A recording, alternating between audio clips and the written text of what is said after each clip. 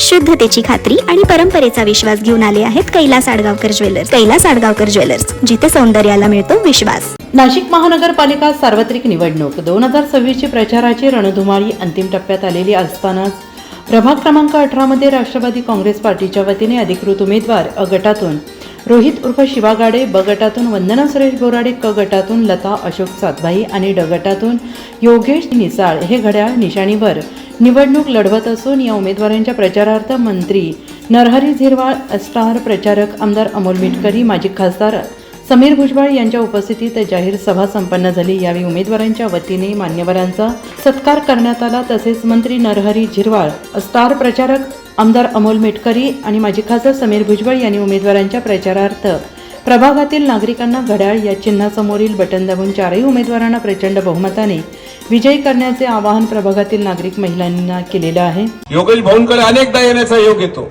असं करता करता एकदा मी महाराष्ट्र विधान परिषदेचा सदस्य झालो. माझी याच भागात एक सभा होती. त्यानंतर ते भेटले. दुसऱ्या दिवशी अजितदादा येणार होते. त्यांना राष्ट्रवादी काँग्रेस पक्षाची विचारधारा पटली. भुजबळ साहेबांच्या नेतृत्वात त्यांनी प्रवेश केला. भुजबळ साहेबांनी सुद्धा त्यांना युवक काँग्रेसची जबाबदारी दिली आणि आता झिरवाळ साहेबांनी सांगितलं त्या पद्धतीनं त्यांनी या प्रभागामध्ये विकास कामं सुरू करायला सुरुवात केली. माझ्याकडे पण एक दिवस आले. मला म्हणाले की 25 लाख रुपये निधी, विकास निधी तुमच्याकडून आमच्या प्रभागात हवा आहे. त्यांना हे माहित होतं कारण अत्यंत हुशार आहेत.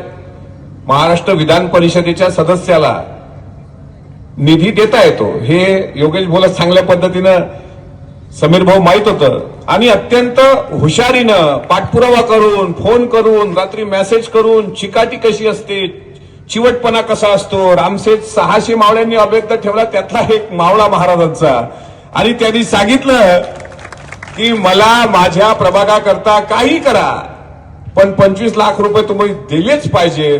मी नाही म्हणत होतो. इथल्या जिल्हा नियोजनकडे गेले, तिथल्या डीपीओला सांगितलं, आमच्या डीपीओचा नंबर शोधला, त्या डीपीओकडे फोन केले, तिथल्या कलेक्टरकडून मला पत्र काढायला लावलं, इथल्या कलेक्टरकडे गेला आणि इकडून तिकडून सगळं करून तो 25 लाख निधीचं इम्प्लिमेंट केलं. म्हणजे निधी कसा आणायचं हे सुद्धा नगरसेवक न होता एखाद्या व्यक्तीला माहित असावं. तर नगरसेवक झाल्यानंतर विकासाची गंगा अजितदादांकडून, भुजबळ साहेबांकडून कशी आणता येईल याचं पीएचडी त्यांची झालेली आहे आणि त्यांच्या या प्रेमापोटी अमोल मिटकरी इथे आलेला आहे. तो नेहमी येणार आहे.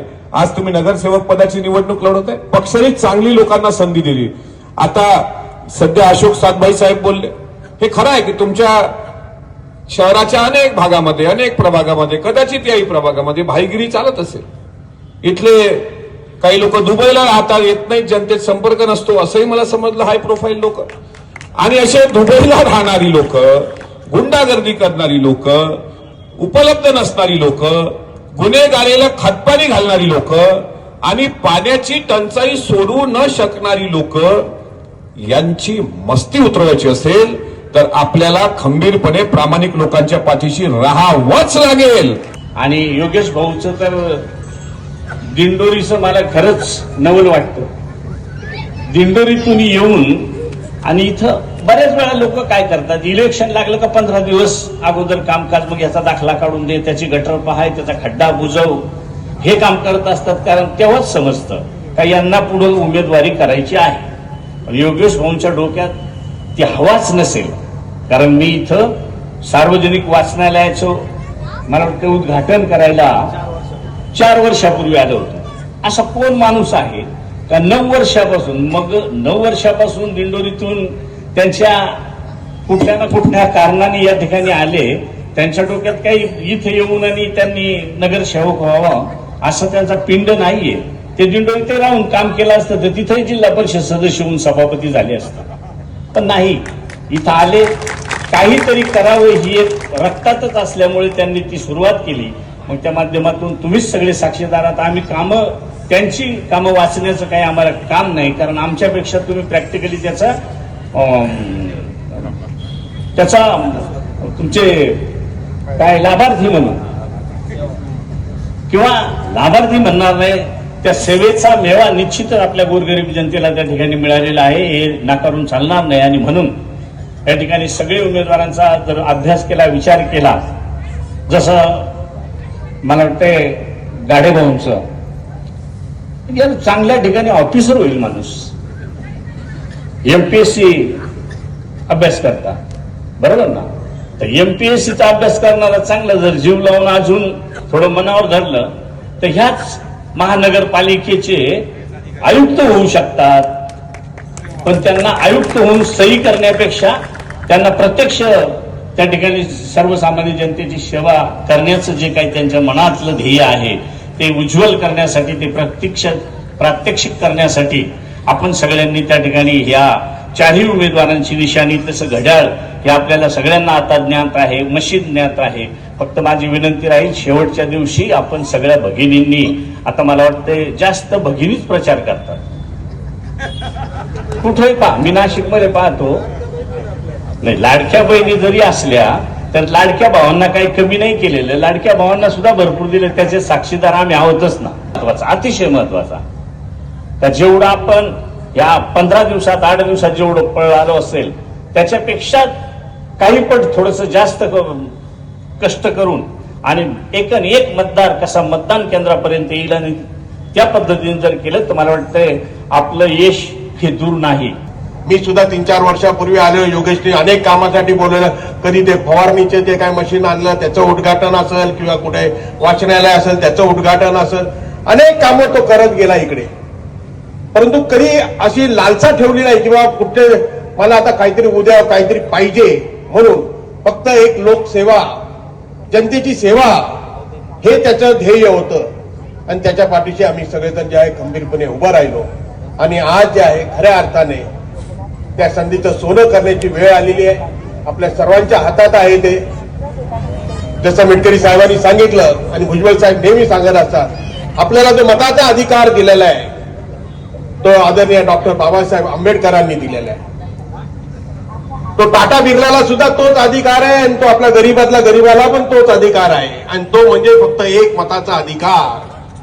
आणि म्हणून त्या मताचा अधिकाराचा उपयोग करून आपल्या येणाऱ्या पुढच्या 5 वर्षाचं भवितव्य आपल्याला जर घडवायचं असेल तर आपल्याला राष्ट्रवादी काँग्रेस पक्षाने दिलेले हे 4ही उमेदवार जे आहेत त्यांची निशाणी आहे घड्याळ. त्याच्या समोरील बटन दाबून आपण प्रचंड मताधिक्याने त्यांना निवडून द्या. गेल्या 6 वर्षापासून या भागात जेलोडची लोकसंख्या लक्षात घेता एखाद्या व्यक्तीचं देहवासन झालं तर त्याला नदीपर्यंत न्यायला वैकुंठ रथ सुविधा सुद्धा या ठिकाणी उपलब्ध नव्हती. या भागात पहिल्यांदी आदरणीय भुजबळ साहेबांच्या वाढदिवसाच्या दिवशी आम्ही समीर भाऊंच्या हस्ते त्या वैकुंठ वाहिनीचं लोकार्पण केलं. आणि अगदी कोरोना काळात सुद्धा ही सेवा अविरत सुरू होती. लोकांना त्याचा खूप ती सेवा कामी आली.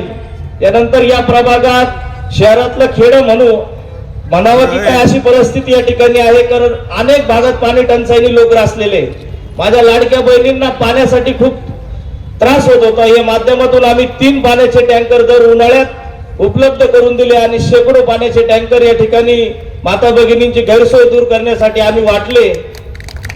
आणि त्यानंतर बाकी अनेक गोष्टी असेल, ई श्रम कार्ड सुविधा असेल, धूर फवारणी असेल, कोरोना काळातील काम असेल, क्रांतीज्योती सावित्रीबाई वाचनालयाची स्थापना असेल, या माध्यमातून या प्रभागात सातत्याने 7-8-9 वर्ष काम केल्यानंतर कुठेतरी नागरिकांचा सुरू म्हटला की योगेश दादा आता समाजसेवेला जर तुम्हाला मोठ्या याच्यावर द्यायचं असेल तर समाजसेवेला राजकारणाची जोड लागते.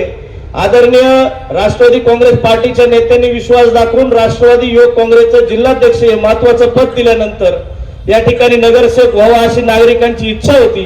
त्या माध्यमातून हा पॅनल उभा राहिला. आम्हाला सर्व ज्येष्ठ श्रेष्ठ मतदारांनी, नागरिकांनी गेल्या 15 दिवसापासून प्रचारात खूप सहकार्य केलं. मी सर्वांचे आभार मानतो. दादा प्रचार करत असताना नेहमी माय माऊलींना सांगायचा का इथे एकूण 38,000 मतदार आहे, त्यात 19,000 महिला आहे, 19,000 पुरुष आहे. दादा सांगत असायचे लाडक्या भावावर विश्वास नाहीये पण लाडक्या बहिणीवर विश्वास आहे. त्याचीच प्रचिती म्हणून 75% महिला उपलब्ध आहे आणि 25% पुरुष आहेत. तर मी सर्व मान्यवरांना आणि इथं उपस्थित असलेल्या जनतेला विनंती करतो का स्वच्छ, एज्युकेटेड आणि शांत असा पॅनल आमचा प्रचार करतोय. सगळ्यांना विनंती करतो की आमच्या चौघांना घड्याळ मतदानावर बटन दाबून विजय करा.